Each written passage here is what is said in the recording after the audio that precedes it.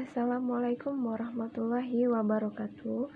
Saya Imas Arum Triwijayanti, NPM 102, kelas 5B, Prodi PGSD, Universitas Muhammadiyah Pringsewu, Lampung. Di sini saya akan menjelaskan bagaimana pendidikan inklusif di Indonesia. Secara umum, pendidikan adalah proses pembelajaran pengetahuan, keterampilan, serta kebiasaan yang dilakukan suatu individu dari satu generasi ke generasi lainnya. Proses pembelajarannya melalui pengajaran, pelatihan, dan penelitian. Adanya pendidikan juga dapat meningkatkan kecerdasan, akhlak mulia, kepribadian, serta keterampilan yang bermanfaat baik itu untuk diri sendiri maupun masyarakat umum.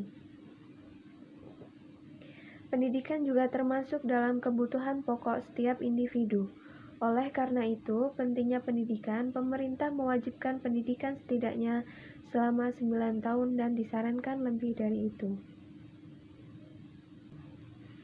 Pada Undang-Undang Dasar 1945, Pasal 32 Ayat 1 menegaskan bahwa setiap warga berhak mendapatkan pendidikan, dan Pasal 32 Ayat 2 menegaskan bahwa setiap warga berhak dan wajib mengikuti pendidikan dasar dan pemerintah wajib membiayainya.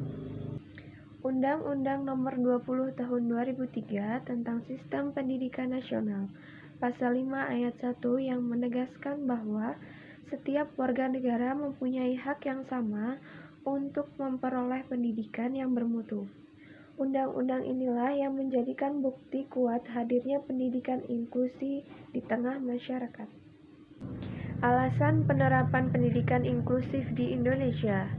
Yang pertama adalah semua anak mempunyai hak yang sama untuk tidak didiskriminasikan dan memperoleh pendidikan yang bermutu.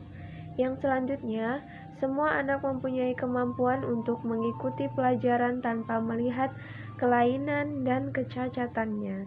Yang selanjutnya, perbedaan merupakan penguat dalam meningkatkan mutu pembelajaran bagi semua anak. Yang terakhir, sekolah dan guru mempunyai kemampuan untuk belajar merespon dari kebutuhan pelajaran yang berbeda. Pendidikan inklusi di Indonesia dirintis sejak tahun 1986, namun bentuk yang sedikit berbeda. Dinamakan pendidikan terpadu dan disahkan dengan Surat Keputusan Menteri Pendidikan dan Kebudayaan Nomor 002 Tahun 1986 tentang penyelenggaraan pendidikan terpadu di Indonesia. Pada pendidikan terpadu, anak penyandang cacat juga ditempatkan di sekolah umum, namun mereka harus menyesuaikan diri pada sistem sekolah umum. Tujuan pendidikan nasional adalah untuk mengembangkan potensi peserta didik agar menjadi manusia yang beriman dan bertakwa kepada Tuhan Yang Maha Esa, berakhlak mulia, sehat, berilmu, cakap, kreatif, mandiri, dan menjadi warga negara yang demokratis serta bertanggung jawab.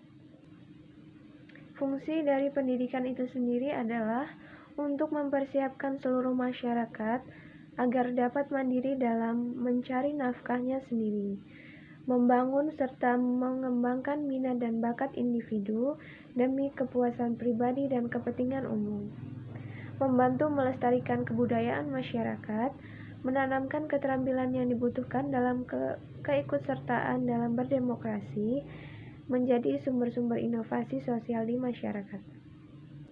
Mengapa pendidikan anak usia dini itu penting? Yang pertama adalah untuk mengembangkan bakat sosial. Di lingkungan yang jauh dari keluarga seperti sekolah, anak akan bertemu dengan orang lain, misalnya dengan teman sebaya. Di tempat ini mereka melakukan sosialisasi dan persahabatan dengan teman. Mereka akan membantu membangun kepercayaan diri seseorang anak dengan menghilangkan sifat pemalu yang mereka miliki. Yang selanjutnya, meningkatkan kerjasama. Hal ini merupakan bagian dari kehidupan sosial masyarakat. Hal ini sangat bermanfaat bagi anak tunggal yang tidak terbiasa untuk berbagi sesuatu. Dalam lingkungan persekolahan, anak akan diajarkan untuk bisa bekerja sama dengan satu sama lain atau dengan timnya. Yang selanjutnya, membuat anak lebih menghormati orang lain. Lingkungan persekolahan membantu anak-anak belajar untuk menghormati orang lain, seperti menghormati orang yang lebih tua seperti guru dan teman-temannya. Tak hanya itu, mereka juga belajar memahami bahwa konsep penghormatan tidak hanya terjadi pada orang saja, melainkan juga lingkungan sekitar, seperti membuang sampah pada tempatnya. Mengajari anak untuk menghargai perbedaan. Dalam dunia modern, banyak sekali keanekaragaman atau perbedaan yang terjadi. Seorang anak harus diajarkan untuk menghargai dan menerima perbedaan tersebut dalam kehidupan bermasyarakat. Karena pendidikan diwajibkan untuk semua anak yang mempunyai kebutuhan khusus pun mereka berhak untuk belajar dan mengenyam pendidikan.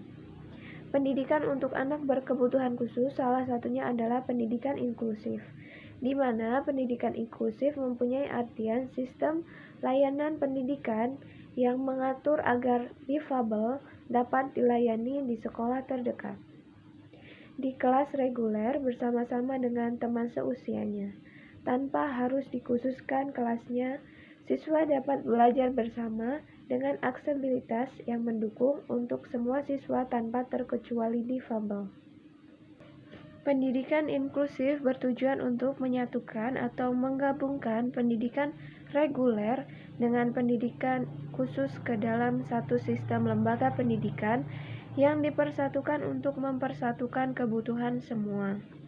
Pendidikan inklusif bukan sekedar metode atau pendekatan pendidikan, melainkan suatu bentuk implementasi filosofi yang mengakui kebinekaan antar manusia yang mengemban misi tunggal untuk membangun kehidupan bersama yang lebih baik. Tujuan pendidikan inklusif adalah untuk menyatukan hak semua orang tanpa terkecuali dalam memperoleh pendidikan.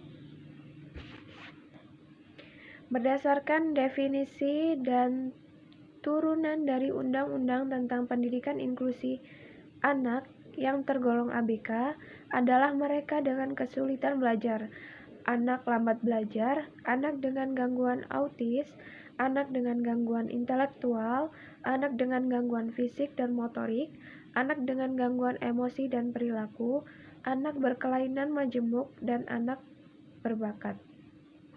Pendidikan inklusif berarti bahwa sekolah harus menerima atau mengakomodasi semua anak, tanpa terkecuali ada perbedaan secara fisik, intelektual, sosial, emosional, bahasa, atau kondisi lain, termasuk anak penyandang cacat dan anak berbakat, anak jalanan, anak yang bekerja, anak dari etnis, budaya, bangsa, minoritas, dan kelompok anak-anak yang tidak beruntung dan terpinggirkan. Inilah yang dimaksud dengan One School for All. Pendidikan inklusif yang di daerah yang saya ketahui, terdapat beberapa kendala yang ditemukan dalam mengimplementasikan pendidikan inklusi.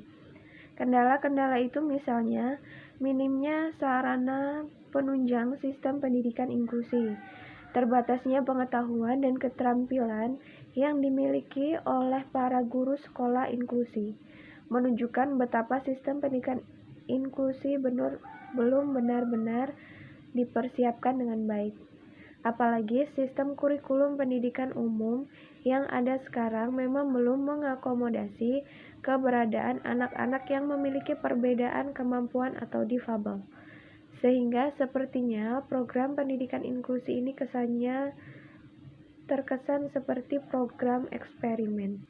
Keberadaan guru pembimbing khusus atau GPK, kehadiran mereka sangat dinantikan dan dibutuhkan oleh warga sekolah, khususnya guru kelas dan guru mata pelajaran.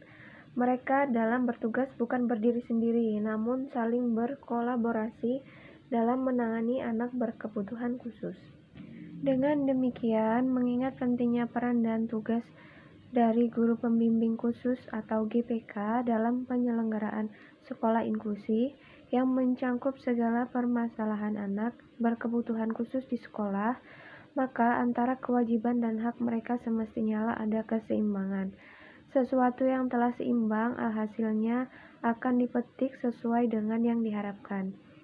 Dengan adanya anggaran tersendiri bagi guru pembimbing khusus atau GPK sesuai kapasitasnya sebagai GPK, maka sekolah inklusi yang sebenarnya akan terwujud, bukan sekedar pembelaan dan formalitas semata. Demikian penjelasan saya mengenai pendidikan inklusif di Indonesia. Terima kasih. Wassalamualaikum warahmatullahi wabarakatuh.